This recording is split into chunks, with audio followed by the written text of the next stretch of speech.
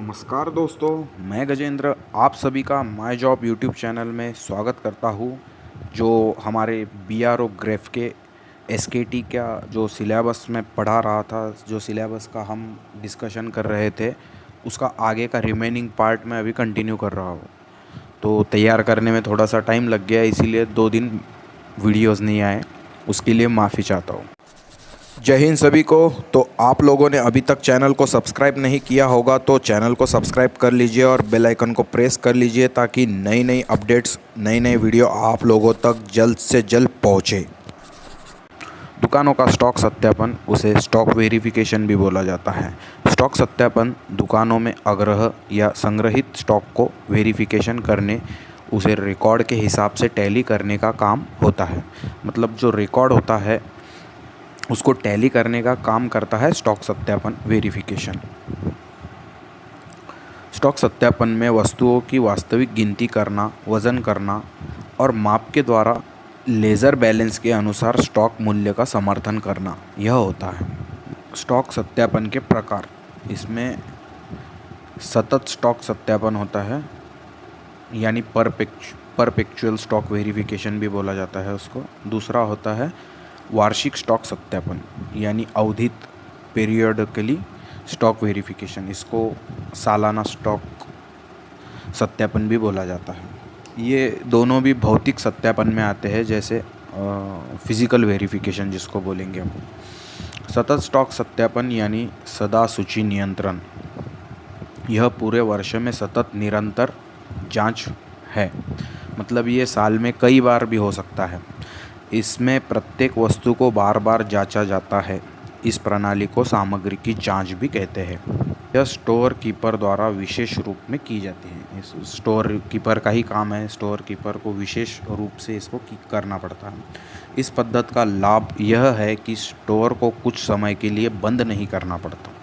मतलब इसमें लाभ क्या है कि आपको इस स्टोर बंद नहीं करते हुए आपका काम करते हुए वेरिफिकेशन कर सकते हो।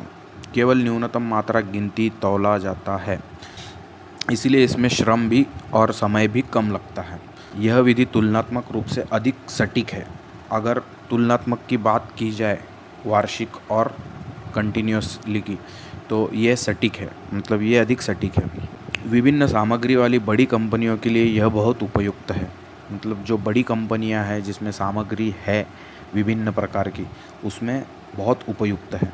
अभी उदाहरण के तौर पर स्टॉक के भौतिक सत्यापन कैसे करते हैं उसका हम एग्जाम्पल भी देखेंगे। तो कुछ इस हिसाब से रिकॉर्ड बनाना पड़ता है।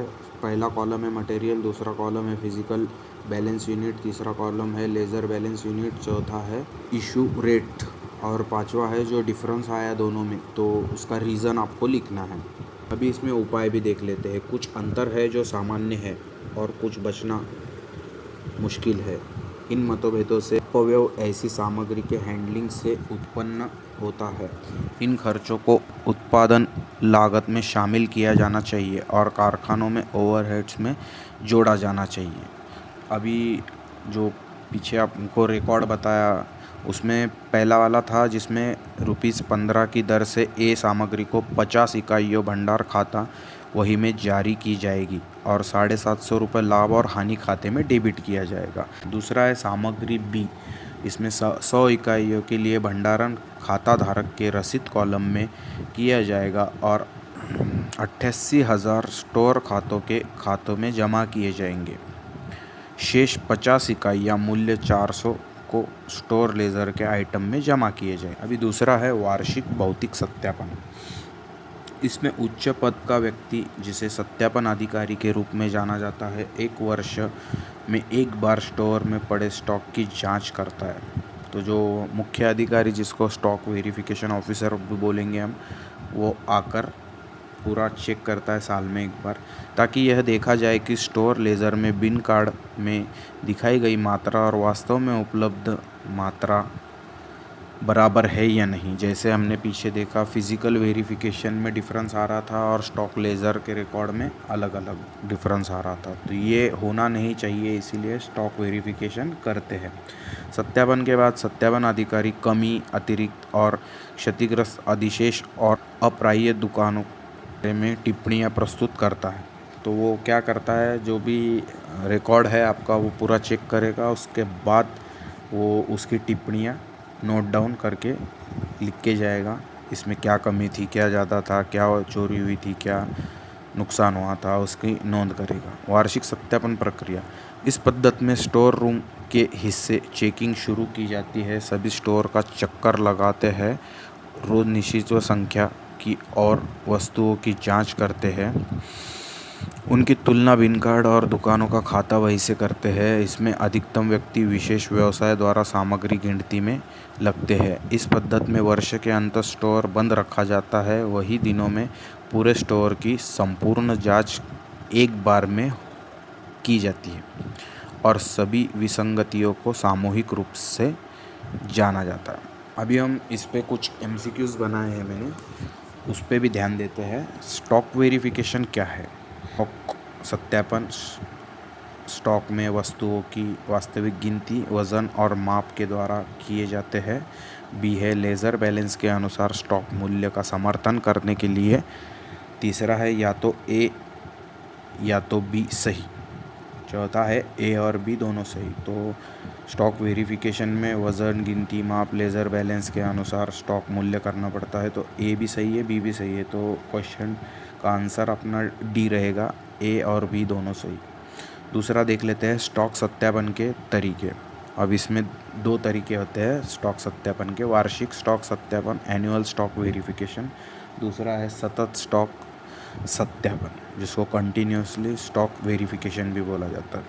अवधित स्टॉक सत्यापन किसे जाना जाता है? अब अवधित स्टॉक, ऐसा सवाल आपको अगर आता है तो वार्षिक स्टॉक सत्यापन को अवधित स्टॉक सत्यापन के रूप में जाना जाता है। वित्तीय वर्ष के करीब किस स्टॉक का लेखा परीक्षण सत्यापन करते हैं और क्यों? वार्षिक स्टॉक सत्यापन का, क्योंकि स्टॉक ऑडिट करके बैलेंस शीट में शामिल करना होता है। भंडार गृह का संचालन कब निलंबित करते हैं? स्टॉक वेरिफिकेशन अवधि तक। वार्षिक स्टॉक सत्यापन विधि के लाभ। यह सरल है, सुविधाजनक है, यह संतोषजनक है। दूसरा है बैलेंस शीट का मूल्यांकन आसानी से किया जाता है। तीसरा है किसी अतिरिक्त कर्मचारियों की आवश्यकता नहीं होती। चौथा है उपरोक्त ए और बी। ए और बी सही। वार्षिक स्टॉक सत्यापन के नुकसान। गोदाम मध्यम या बड़े आकार का है तो कई दिनों तक फैलाना होगा। ऑप्शन बी है सत्यापन करने के लिए अतिरिक्त कर्मचारियों की आवश्यकता होती है। तीसरा है अंतिम खाते आदि में आमतौर पर देरी होती है। चौथा है उपरोक्त सभी। डी उपरोक्त सभी उसका आंसर हो जाएगा। आगे देख लेते हैं पीरियोडिकल स्टॉक वेरिफिकेशन किसके लिए उपयुक्त है। पीरियोडिकली स्टॉक वेरिफिकेशन यह छोटे आकार के स्टोर के लिए उपयुक्त है। पीरियोडिकली स्टॉक वेरिफिकेशन किसे सूट नहीं करता? मध्यम या बड़े आकार के स्टोर को पीरियोडिकली स्टॉक वेरिफिकेशन सूट नहीं करता। जो एनुअल और पीरियोडिक वेरिफिकेशन किस स्टोर के लिए उपयुक्त है? आकार, बड़े आकार, छोटे आकार, इनमें से कोई नहीं। तो इसमें छोटे आकार वाले स्टोर के लिए एनुअल और पीरियोडिकली वेरिफिकेशन उपयुक्त है।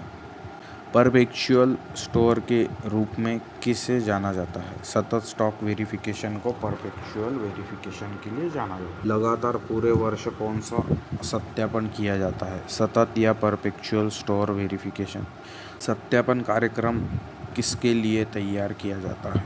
सत्यापन कार्यक्रम सतत स्टॉक सत्यापन के लिए तैयार किया जाता है। सतत स्टॉक सत्यापन साल में कितने बार होता है?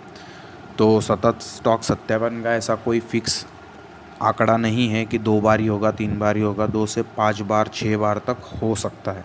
किस सत्यापन का कार्यक्रम गोपनीय रखा जाता है? 2 से 5 बार तैयार किया सतत या परपेचुअल स्टॉक सत्यापन कार्यक्रम को गोपनीय रखा जाता है। ध्यान में रखना है आपको, सतत इज इक्वल टू परपेचुअल, वार्षिक इज इक्वल टू अवधित या पीरियोडिकल। सतत स्टॉक सत्यापन विधि के लाभ। अभी लाभ भी देख लेते हैं। ऑप्शन ए है स्टोर हाउस के संचालन को बंद करने की आवश्यकता नहीं। दूसरा है अतिरिक्त कर्मचारियों की आवश्यकता नहीं और त्रुटि का पता तुरंत लगाया जाता है। स्थायी कर्मचारियों को वर्ष भर सत्यापन कार्य सौंपा जाता है। तो ये तीनों के तीनों आंसर सही है। इसीलिए उपरोक्त सभी सतत स्टॉक सत्यापन विधि करने किसके लिए लाभप्रद और प्रभावी है? तो मध्यम स्टोर, बड़े स्टोर और मध्यम स्टोर और छोटे स्टोर। तो इसका आंसर सी, बड़े और मध्यम स्टोर के लिए सतत स्टॉक वेरिफिकेशन विधि उपयुक्त, लाभदायी, लाभप्रद, प्रभावी है। सतत स्टॉक सत्यापन विधि किसके लिए महंगा तरीका हो सकता है? तो इसका आंसर है छोटे स्टोर के लिए यह एक महंगा तरीका हो सकता है। फ्रेंड्स, ये था, मैंने बनाया कुछ नोट्स और कुछ MCQs। तो वीडियो अच्छा लगा हो तो वीडियो को लाइक कीजिए, टेलीग्राम में, व्हाट्सएप ग्रुप में जुड़िए, और जो भी आपके पास नोट्स है प्लीज़ प्लीज़ प्लीज़ मुझे भी शेयर कीजिए। मुझे भी पढ़ाई करनी है, मुझे भी ये एग्ज़ाम क्लियर करना है। तो मैं आशा करता हूँ कि आप लोग भी मुझे हेल्प करेंगे जिस तरीके से मैं आपको हेल्प कर रहा हूँ।